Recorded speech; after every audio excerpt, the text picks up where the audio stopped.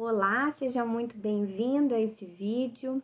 Eu me chamo Roberta e nesse vídeo eu vou dividir com vocês uma reflexão. Nós vamos fazer um paralelo entre os cristãos do primeiro século e nós, cristãos contemporâneos, cristãos modernos. Será que existe uma diferença? Se você ficou curioso com esse tema, fica comigo até o final desse vídeo que nós vamos fazer essa reflexão. Então, se você é uma pessoa que já tem um certo conhecimento da Bíblia, você já deve ter se deparado com alguns trechos, alguns relatos da Bíblia que falam como era o dia a dia dos primeiros cristãos, né? As coisas que eles enfrentaram, as dificuldades, as perseguições. Muitos perderam a vida. E qual é a diferença? É óbvio que a diferença é que nós vivemos aqui no Brasil, nós vivemos numa cultura livre, né? Nós podemos professar nossa fé, nós podemos cultuar o nosso Deus, nós temos a liberdade, né, de acreditar na Bíblia e de falar sobre isso. Isso não é uma realidade em todos os cantos do mundo. Tem lugares que, infelizmente, as pessoas morrem pela sua fé, né? Morrem se elas professam crer em Jesus Cristo. Então, é óbvio que é essa diferença, mas será só isso? Vamos ir um pouquinho além em relação às motivações. Eu quero ler para vocês, para nós começarmos a nossa reflexão, um trecho que está no livro de Atos, no capítulo 14, o finalzinho do versículo 22. É uma frase que foi falada pelo apóstolo Paulo, discípulo de Jesus, Paulo, que foi quem evangelizou os gentios, né? Os gentios, para quem não sabe, eram todos os povos que não eram judeus, e graças a esse discípulo, né, graças à disposição, graças a ele ter escutado esse chamado de Deus para sua vida, ele foi um homem muito usado por Deus, e graças a ele nós temos a chance de crer, né, no cristianismo, porque ele evangelizou os gentios. Então ele falou assim, ó: é necessário que passemos por muitas tribulações para entrarmos no reino de Deus. E olha só aqui a afirmação, ele disse: é necessário que passemos por muitas tribulações. Ele afirmou com toda, né, a sua convicção, de forma categórica, a necessidade de passarmos, né, por muitas tribulações. E o que seria de diferente na nossa mentalidade como cristãos modernos, né? Esse versículo, né? O que é gritante de diferença na nossa forma de viver o cristianismo hoje em dia? Hoje em dia, a gente dispensa qualquer tipo, né, de sofrimento, digamos assim, né? Claro, é óbvio, ninguém gosta de passar por dificuldades. E parece até uma frase meio maluca, né? Dizendo, olha, é necessário que passemos por muitas tribulações. Um homem de Deus falando isso.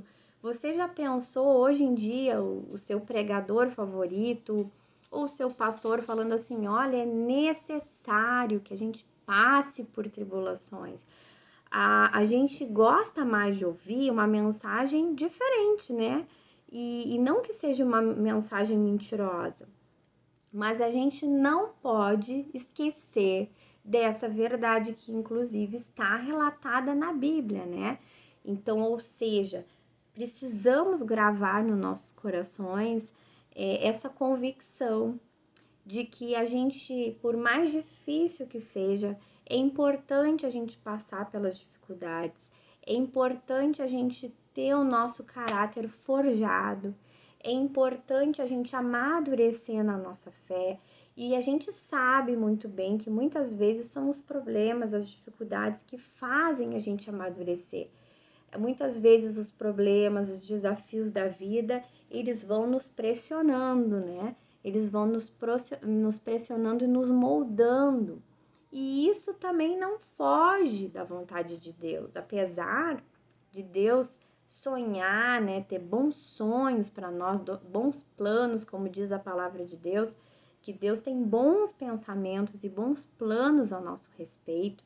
Deus deseja que a gente tenha uma vida plena na sua presença, mas às vezes até a gente atingir uma maturidade espiritual, ou às vezes a gente está preparado para receber alguns presentes de Deus nessa vida, a gente precisa sim passar por tribulações para a gente ter uma fé madura, para a gente ter uma mentalidade diferente, para a gente estar preparado, para a gente não colocar o nosso amor, a nossa esperança, o nosso sentido de vida nas coisas desse mundo.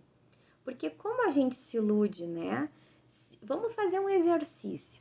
Se a gente tirar, por exemplo, o nosso trabalho, se a gente tirar a nossa família, se a gente tirar tudo o que é mais precioso para nós aqui nessa terra, nessa vida, quem sabe alguns até possam já ter passado por situações, né, desafiantes na vida, em que daqui a pouco perderam o emprego ou perderam a família, enfim, né, situações difíceis, verdadeiros divisores de água na sua vida.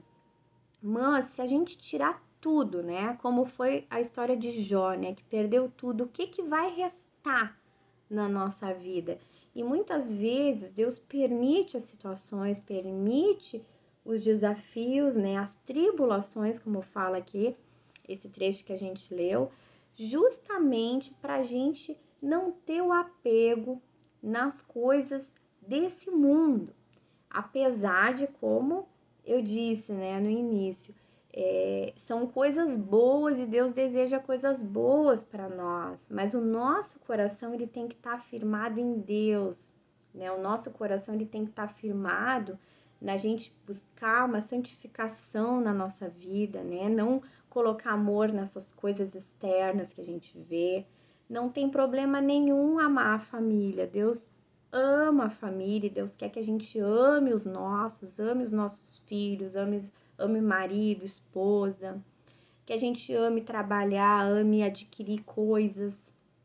Mas o nosso coração, o nosso amor maior não pode estar nessas coisas, né? Não é errado a gente amar a nossa profissão, gostar do que a gente exerce, do que a gente faz, mas a gente não pode colocar amor nisso, né? Porque se a gente colocar amor em todas essas coisas, né? Em primeiro lugar, se a gente colocar a nossa vida, assim, o sentido da nossa vida, da nossa existência, e colocar essas coisas em primeiro lugar, são coisas frágeis, são coisas que elas se diluem rápido, né? A gente sabe muito bem, né, isso, o quanto é frágil, né, o quanto é frágil daqui a pouco a gente firmar a nossa identidade numa profissão, ou numa família, ou na família, ou numa outra pessoa. A nossa identidade, ela deve estar firmada no nosso Criador. Só ali, só nesse lugar é que a gente vai ser plenamente realizado. E muitas vezes as tribulações, elas têm esse papel na nossa vida, né?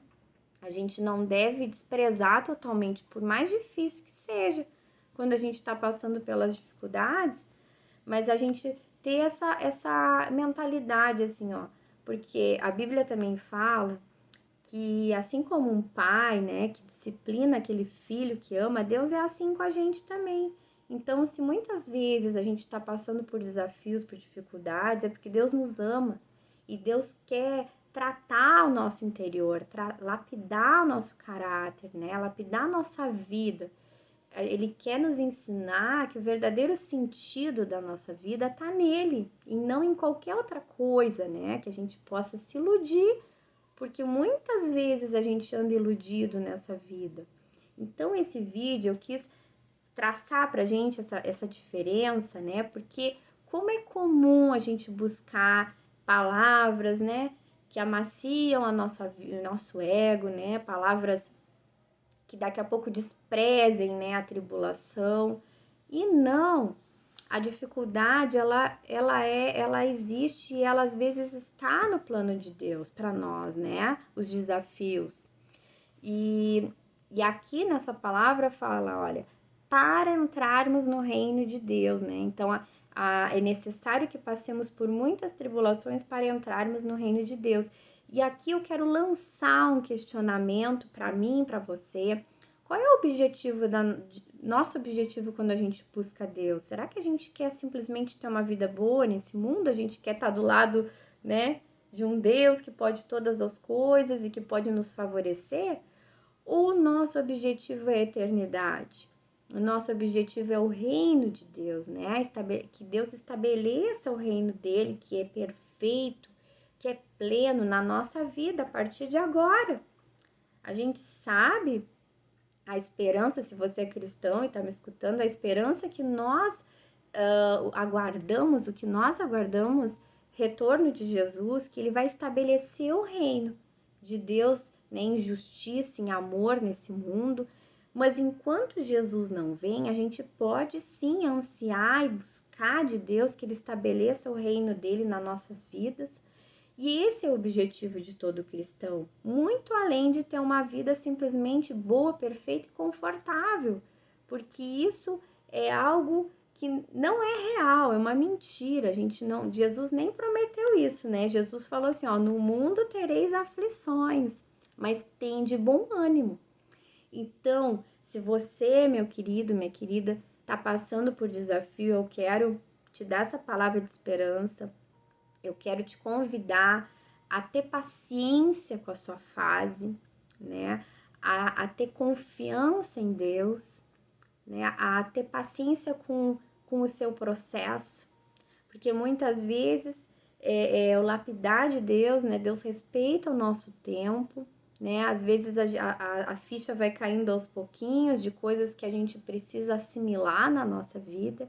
Então, que você possa respeitar esse seu momento, né? E de certa forma, até aproveitar esse processo, aproveitar esse aprendizado, né? Olhar com gratidão, porque Deus se preocupa muito mais que a gente possa estabelecer o reino dele na nossa vida, né? Que a gente possa buscar a santificação, buscar estar preparados, né? Quando Jesus voltar, muito além de ter uma vida perfeita nesse mundo que é algo irreal, né? Então, te encorajo a ter paciência com o seu processo, a confiar em Deus, nunca deixar de confiar em Deus, não murmurar, né? Muitas vezes, quando a gente está nesses períodos de desafios, a nossa tendência é ficar murmurando, ficar reclamando. Tenha paciência e confiança em Deus. Também não sinta que Deus não está preocupado com a sua vida, preocupado, né, com o seu sofrimento. Tem uma música muito boa que eu gosto muito, que é assim, ó, o choro, e ele é inspirado numa parte da Bíblia, né, que fala, o choro pode durar uma noite, mas a alegria, ela vem pela manhã. Então, que você possa caminhar nessa esperança, que apesar de parecer que não tem fim o sofrimento, confie que Deus vai trazer o livramento para sua vida. E junto com esse livramento, uma fé madura e um coração mais próximo do seu Deus. Se você gostou desse conteúdo, desse vídeo, compartilha com mais pessoas, espalha essa palavra, curte esse vídeo, coloca nos comentários também se você deseja oração ou o que você pensa sobre esse assunto e se inscreve nesse canal. Abraço e até o próximo vídeo.